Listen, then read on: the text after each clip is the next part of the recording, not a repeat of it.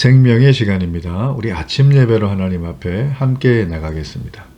오늘은 하바국 2장 1절에서 8절까지의 말씀을 우리 함께 읽으시고 하나님 말씀을 전하겠습니다. 그들은 다 강포를 행하러 오는데 앞을 향하여 나아가며 사람을 사로잡아 모으기를 모래같이 많이 할 것이요 왕들을 멸시하며 방백을 조소하며 모든 견고한 성들을 비웃고 흉벽을 쌓아 그것을 점령할 것이라. 그들은 자기들의 힘을 자기들의 신으로 삼는 자들이라. 이에 바람같이 급히 몰아 지나치게 행하여 범죄하리라. 선지자가 이르되, 여호와 나의 하나님, 나의 거룩한 이시여, 주께서는 만세전부터 계시지 아니하시니이까 우리가 사망에 이르지 아니하리이다. 여호와여, 주께서 심판하기 위하여 그들을 두셨나이다. 반석이시여, 주께서 경계하기 위하여 그들을 세우셨나이다. 주께서는 눈이 정결하심으로 악을 참아 보지 못하시며 패역을 참아 보지 못하시거늘 어찌하여 거짓된 자들을 방관하시며 악인이 자기보다 의로운 사람을 삼키는데도 잠잠하시나이까? 주께서 어찌하여 사람을 바다의 고기 같게 하시며 다스리는 자 없는 벌레 같게 하시나이까? 그가 낚시로 모두 낚으며 그물로 잡으며 투망으로 모으고 그리고는 기뻐하고 즐거워하여 그물에 제사하며 투망 앞에 분향하오니 이는 그것을 힘입어 소득이 풍부하고 먹을 것이 풍성하게 됨이니이다. 그가 그물을 떨고는 계속하여 여러 나라를 무자비하게 멸망시키는 것이 옳으니까?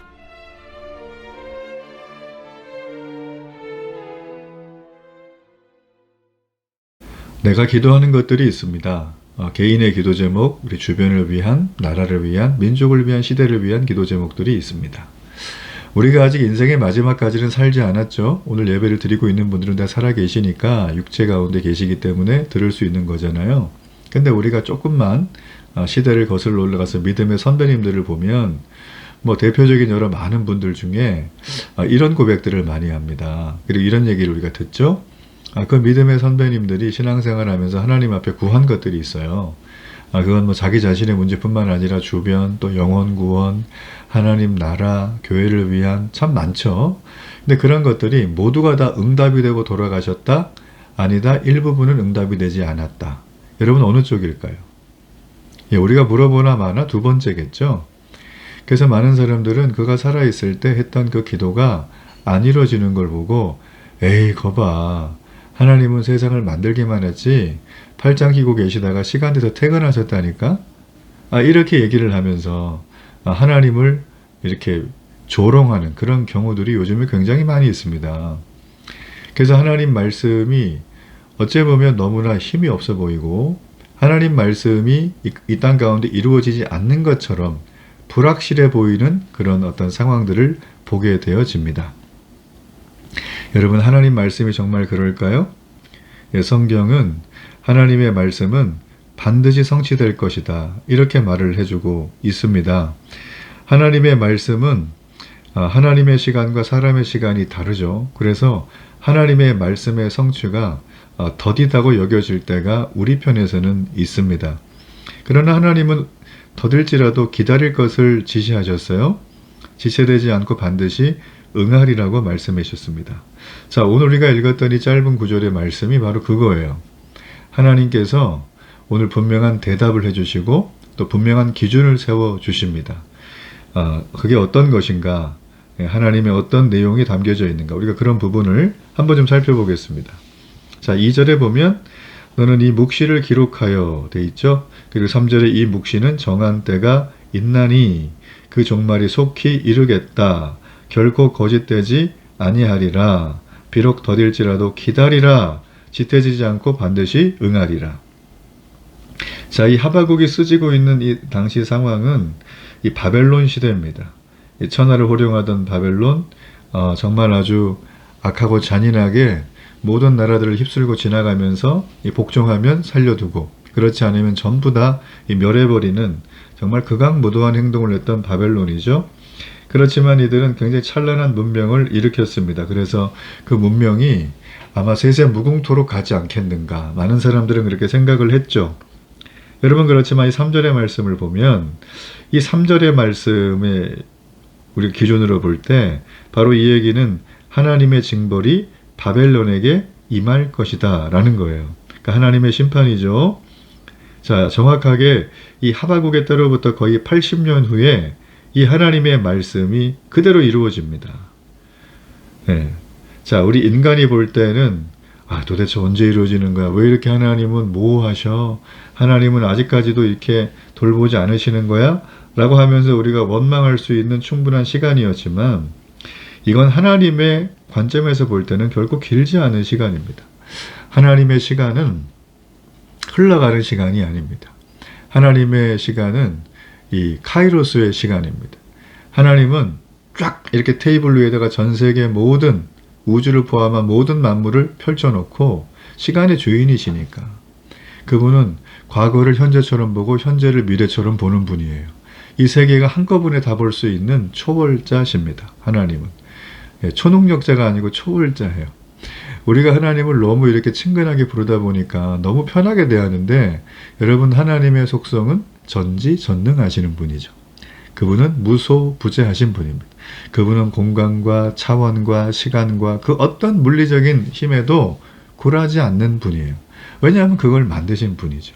그래서 하나님은 우리는 답답해요. 내 인생 지금 몇 살이고 앞으로 어떻게 될 건데 불확실해 이러면서 늘 초조해하지만 하나님 입장에서는 하나님 관점에서는 전혀 그렇지 않으세요. 여러분 저는 이게 너무 좋아요. 이게 너무 경이롭고 마음에 큰 감사가 되고 이것만 생각하면 지금 내 눈앞에 해결해야 될 과제들은 정말 이거는 마치 개미가 막 걸어가다가 이 밑에 뭐를 꽝 부닥쳤는데 이걸 봤더니 사람의 신발 정도 되는 그 밑창 정도를 보는 거예요. 개미는 죽었다 깨어나도 사람 전체를 볼 수가 없습니다. 그렇죠? 예, 코끼리를 만나면 더 하겠죠. 에베레스트를 만나면 더 할 겁니다. 그죠? 우리가 우주가 아마 에베레스트하고 따진다면 우리는 우주를 아무리 탐험해도 인간의 물리력으로는 불가능합니다. 그런데 하나님은 어떠시다고요? 이걸 쫙 펴놓고 현재와 과거와 미래를 한 번에 다 보시면서 이거를 아주 절묘한 하나님의 운행 솜씨로 이끌어 가시는 드라이빙 하시는 거예요. 여러분 참 이 사실이 예수님 믿는 우리에게는 절대 세상이 알 수 없는 감격과 기쁨과 설렘과 살아야 될 핵심적인 에너지임을 여러분이 꼭 기억해 주시기를 바랍니다. 이게 있으니까 여러분 우리가 신앙이 있다고 얘기하는 거예요. 예. 자, 오늘 이 본문의 이 내용이 바로 그런 내용들이에요. 그래서 우리가 이제 이런 부분을 좀 하나하나 좀 살펴보기를 원합니다. 자, 지금 이제 하바국은 우리 지난 시간에 1장에서 의로우신 하나님이 택한 유다 백성보다 더 악한 바벨론을 통해서 어떻게 택한 유다를 심판을 하십니까? 라고 문제 제기를 했어요. 그래서 하나님이 이 질문에 대해서 답을 해주세요. 자, 그런데 이 독특한 게 뭐냐면은 1절에 보니까 하나님이 자기 질문에 대해서 어떻게 대답할지 내가 보겠다고 지금 하바국이 덤비고 있어요. 자, 이 얘기는 뭔 얘기냐면 귀로 듣는 수준이 아니에요. 눈에 볼 수 있도록 선명하게 보여달라고 요구하는 거예요. 참 양반 정말 이 간이 배 밖으로 나왔죠. 자, 그런데 이제 이 하나님이 이 하바국에게 거기에다 응답을 주시는 거예요. 그래서 이제 묵시를 준다. 이 묵시는 하나님의 계시죠. 그러면서 2절에 보면 묵시를 기록해서 판에 명백히 새기래요. 근데 어떻게 새기려냐면 달려가면서도 읽을 수 있게. 여러분 막 달리는데 뭔가 글씨를 읽고 지나갈 정도면 어떻게 해야 되는 거예요? 정말 선명하게 아주 큼지막하게 그 사람의 동선에 맞춰서 해야 된다는 거잖아요. 자, 이 얘기는 풀어서 얘기하면 사람이 많이 다니는 곳에, 즉 이 계시의 말씀이 너무 귀하고 가치 있기 때문에 많은 사람에게 분명하게 전해져야 될 것을 말하는 거예요. 많은 사람이 하나님의 예언의 말씀을 듣고 읽어서 그 말씀이 성취될 수 있도록 하나님이 역사의 주인이심을 깨달아 알게 하기 위해서 그렇게 하라는 겁니다. 자, 이것은 하박국 선지자에게 계시의 말씀을 널리 선포하여서 많은 사람이 하나님의 뜻을 알게 만들라는 것입니다. 마태복음 28장에 보면 우리에게 되위임 명령을 주셨던 예수님이 나타나죠. 예수님은 승천하시기 전에 마지막으로 제자들에게 당부하셨어요. 아니 명령하셨죠. 너희는 온 천하 민족에 다니며 만민에게 복음을 전파하라. 복음을 전한다는 것은 우리 주님의 승천하실 때 주신 명령입니다. 그리고 주님이 다시 오셔서 그걸 물어보신다고 했어요. 자, 그러므로 여러분, 구원받은 자의 첫 번째 일은 복음을 전하는 거예요. 예. 영혼을 건지기 위해서 복음을 전하는 것입니다. 여러분의 개인적인 비전이 있을 거예요. 꿈이 있을 거예요. 올해 이루는 목표가 있을 거예요. 여러분, 그 모든 것들은 복음을 전하기 위해서 필요한 거예요. 이 순서 정리를 잘 하셔야 됩니다. 안 그러면 하나님 내 기도 하나도 안 들어주시나 봐. 왜 이렇게 말씀은 뭐 온 것 같긴 한데 이렇게 뭐해. 나 하나님 정말 힘들어. 하면서 교만한 태도를 우리가 가질 수밖에 없어요. 예.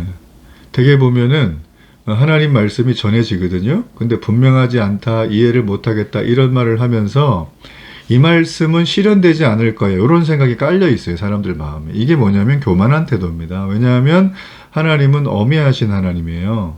하나님의 말씀은 변함이 없어요.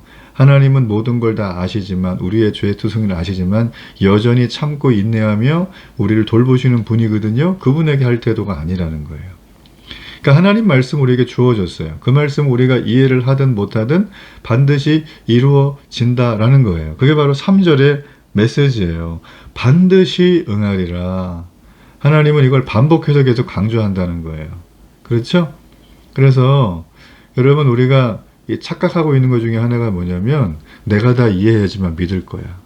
이거는 뭐 정말 어린아이보다 더 정말 무지한 착각이죠. 우리가 하나님 앞에 믿음으로 못 사는 이유는 우리의 무지함 때문이에요. 목사님, 내 그래도 대학도 나오고 뭐 나름대로 경험도 있는데, 그런 무지를 말하는 게 아니에요. 하나님의 눈으로 세상을 볼 수 있는 분은 하나님밖에 없어요. 그렇죠? 근데 우리는 내 눈으로 보는 거예요. 내 지식으로, 내 경험으로, 나의 체험으로, 내가 먹어봐야 알고, 내가 만져봐야 알고, 내가 만나봐야 안다고 맨날 그런 얘기를 해요. 어느 영역에? 하나님의 영역까지 그렇게 말을 하는 거예요. 이렇게 해서는 하나님의 말씀을 따라 복음을 전하는 삶을 살아갈 수가 없습니다. 그래서 오늘 하나님은 하바국의 질문에 첫 번째로 어떻게 얘기해요? 내 묵시, 이 말씀을, 하나님의 복음을 판에 기록해서 모든 사람들이 알 수 있도록 전하라는 거예요. 여러분, 지금 전 세계에 그 성경을 번역하는 선교 단체들이 여러 곳이 있습니다. 그 선교 단체들의 얘기를 이렇게 들어보면 이제 얼마 안 남았다는 거예요. 지금 AI가 개발되면서 급속도로 지금 언어가 없는 지역까지 언어를 만들어서 성경을 보급하고 있고, 또 스마트폰 같은 게 보급이 되면서 들을 수 있는 성경들이 많아지기 시작을 했어요. 지금도 전 세계에는 아직도 굉장히 많은 부분에서, 물론 소수긴 하겠지만 언어가 없는 지역이 있어요. 이제 그런 지역에는 사실 성경을 설명하기가 어렵잖아요. 근데 이걸 지금 만들어서 줄 정도의 기술력이 지금 되어 있는 거예요. 그리고 이제 아예 언어가 안 되는 지역, 언어가 너무 이제 괴로운 지역들은 지난 수십 년 전부터 이 기독교 영화들, 복음을 실은 영화들 있죠. 이를테면 지저스라는 그런 영화들을 이 차에다 싣고 다니면서 이렇게 대형 스크린을 통해 가지고 막 보여주는 거예요. 한여름밤에 별이 쏟아질 때 예수님을 보는 거죠. 지금은 이제는 차로 다닐 필요 없이 이제 파일을 다운로드 하는 거예요. 아프리카 가도 요즘 스마트폰 다 쓰시기 때문에, 그렇죠? 거기는 화폐가 없잖아요. 거기는 다 전자상거래 한 지가 벌써 이미 오래됐어요. 전자화폐. 그래가지고 저희보다 더 많이 한다더라고요. 인도도 마찬가지고요. 그래서 모바일 기계들이 웬만하면 다 있으니까 이 복음을 전하기가 요즘은 너무 용이해진 세상이 됐다라는 거예요. 저는 그래서 이 하바국의 말씀을 묵상하다가 이 주님의 말씀, 묵시를 기록하되 팔에 명백히 새기되 달려가면서도 읽을 수 있게 하라. 저는 이게 지금 실현되는 세상에 살고 있다. 하나님 말씀은 반드시 이루어진다. 저는 그 사실을 더 확실하게 믿습니다. 여러분, 우리가 살아가는 세상 얼마나 남았을까요? 이단들은 언제 온다 이런 얘기하죠. 성경 그런 얘기 없기 때문에 절대 그런 말 하면 안 돼요. 모 연예인이 유튜브 나와가지고 무슨 열매 그러면서 얘기하는데 그것도 참 자기가 나름대로 개똥철학 얘기하더라고요. 깨닫긴 한 것 같은데, 아니 교회를 부정하고 믿음의 사람들의 삶에 대해서 계속 그렇게 질타를 하면 그거 어떻게 하자는 거예요. 그렇죠? 참 그것도 좀 너무 안타깝고. 자, 잠깐 이렇게 옆으로 빠졌지만 결론적으로 말씀드리면 이겁니다. 하나님의 말씀은 실현된다. 반드시. 그게 지체되고 더디게 보이는 건 사람의 시간으로 보기 때문이다라는 거예요. 자, 또 하나 우리가 그렇다면 이제 이 하나님께서 악인을 벌하신다고 했어요. 사절에 보면 교만하고 정직하지 못한 자들, 그게 바로 악인이죠. 그죠? 그들을 벌하신대. 그럼 이제 이들이 누군가라는 거예요. 자, 잘 보면 이 악인은 그냥 바벨론이라고 얘기해야 되는데 잘 보면 그렇지 않아요. 악인이 유다인인지 바벨론인지 헷갈립니다. 뭐 너 이렇게만 돼 있어요. 인칭이. 그리고 하나님은 심판을 당할 자가 5절에 보니까 술을 즐기고 거짓되고 교만하다고 했어요. 자, 이거는 유다에서나 바벨론에서나 다 찾아볼 수 있는 죄였죠. 그리고 족한 줄을 모르고 여러 나라 여러 백성을 모은다. 언뜻 보면 바벨론이 더 크게 이걸 진 것 같지만 유다 역시 주위 사람들에게 조롱하고 자기 소유가 아닌 것을 모으고 볼모로 잡고 노력하는 자였던 것이 소수지만 있습니다. 규모가 작았지만. 여러분, 그렇기 때문에 우리는 이게 지금 바벨론 얘기하는데 한 20%는 유다 같기도 하고 지금 헷갈리는 거예요. 자, 보세요. 하나님이 교만하고 정직하지 못한 악인을 반드시 벌하신다고 선언하셨거든요. 그렇죠? 그러면 그 악인이 누구냐는 거예요. 우리가 생각할 땐 바벨론인데 아닌 거죠. 자, 여기서 우리가 주목해야 될 사실이 있습니다. 자, 4절 말씀을 보세요. 하반절에 의인은 그의 믿음으로 말미암아 산다. 많이 들어보셨죠? 오직 의인은 믿음으로 말미암아 산다. 여러분, 이 말씀은 정말 곳곳에 있습니다. 로마서에도 있고 갈라디아서도 있고 히브리서에도 있는 말씀이에요. 그죠? 복음의 능력을 얘기를 할 때 의인은 어떻게 사는가? 믿음으로 말미암아 산다는 거예요. 그럼 여기서 의인이 누구냐는 거예요. 제 얘기는. 의인이 누구냐? 여러분이 의인입니까? 제가 의인인가요? 이스라엘이 의인인가요? 유다가 의인인가요? 여러분, 우리는 쉽게 그렇게 생각하지만 여기서 의인을 규정하지 않아요. 저는 이 말씀을 묵상하다가 정말 까무라치게 놀라요. 의인을 규정하지 않는다. 왜 하나님은 의인을 규정하지 않을까요? 네. 우리는요, 인간의 눈으로 하나님은 유다를 벌하실 게 아니라 바벨론을 벌하셔야 돼. 이렇게 생각을 해요. 네. 근데 하나님은 죄인을 벌하시고 의인을 살리는 분이라고 했어요. 근데 죄인과 의인을 여기서 누구라고 지칭을 하질 않아요. 자, 우리가 앞에서 하박국이 그랬죠? 유다가 바벨론보다는 의롭지 않느냐 이렇게 항변을 했어요. 그러니까 하박국의 주관적인 주장이죠. 이거는. 그렇잖아요. 우리가 평생 교회 다녔어요. 나 열심히 헌신해요. 그럼 내가 이제 저들 세상 사람들보다는 좀 낫지 않나요? 하면서 키를 재는데 그 말이에요. 지금 이게. 자, 그런데 하나님 어떻게 하십니까? 네가 저들보다 더 의롭다고? 웃기는 소리 하지 마라. 자, 지금 우리가 이 얘기를 누구에게 들어요? 하나님 앞에. 그러니까 하나님은 내가 쟤들보다 좀 나아요. 하나님 앞에서는 이게 의미가 없습니다. 우리끼리만 하는 소리예요. 자, 여기서 우리가 불안하고 두렵죠? 야, 그럼 뭐야? 난 저 예수를 믿었고 세례 받았고 난 믿음으로 고백도 했는데 야, 이거 그러면 좀 어려워지네?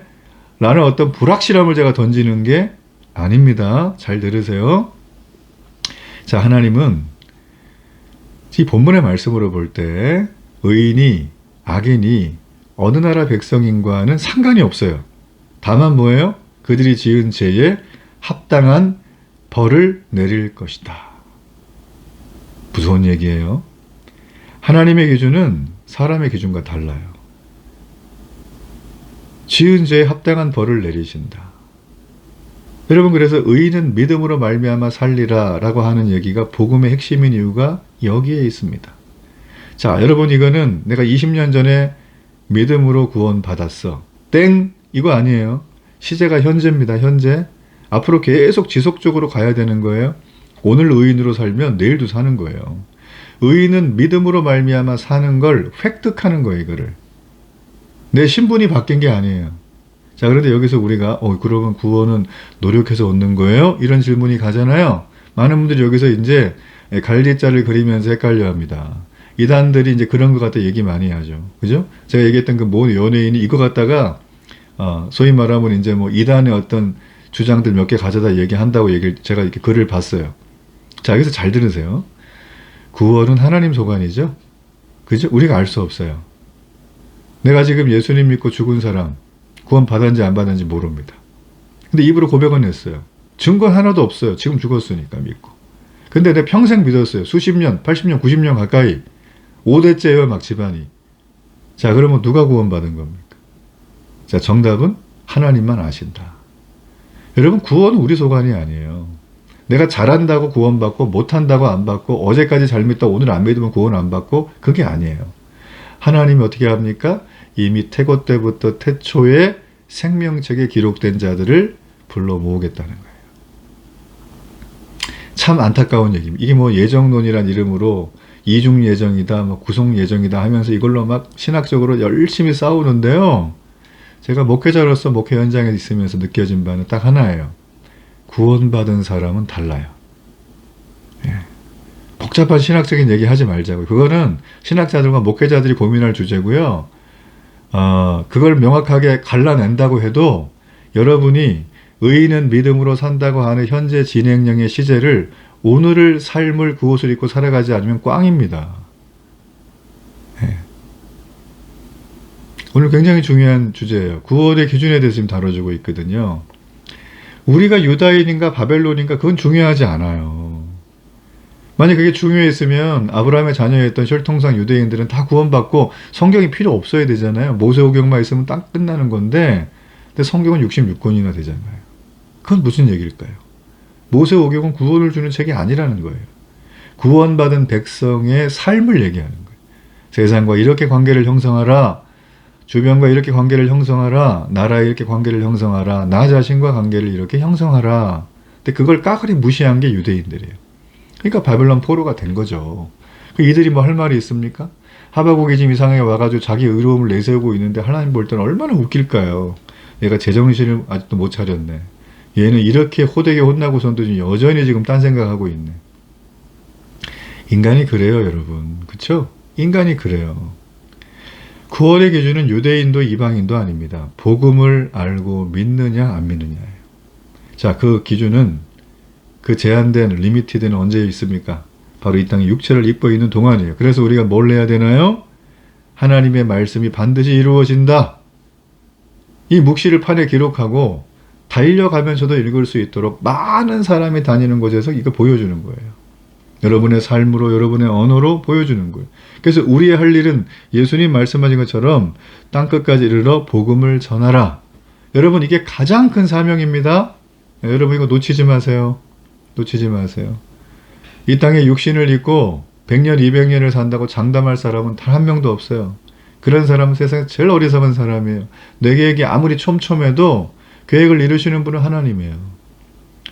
저는 그래서 여러분이 정말 현명한 지혜자라면 내 계획을 싹 뒤로 하고 하나님 계획을 최우선 세우기를 축복합니다. 난 영혼 구원하겠다. 여보, 한번 마음 딱 먹어보세요. 그러면 다 열려요. 다 열려요. 다 열립니다. 신앙생활 하면서 그걸 경험하고 사는 분과 그렇지 않은 분은 하늘과 땅 차이예요. 살아가는 모습이. 그리고 그 마음의 부유함과 영적인 건강함과 항상 주의 말씀을 따라 충만하게 살아가는 모습은 얼마나 감격스러운지 몰라요. 그런 분 보는 거.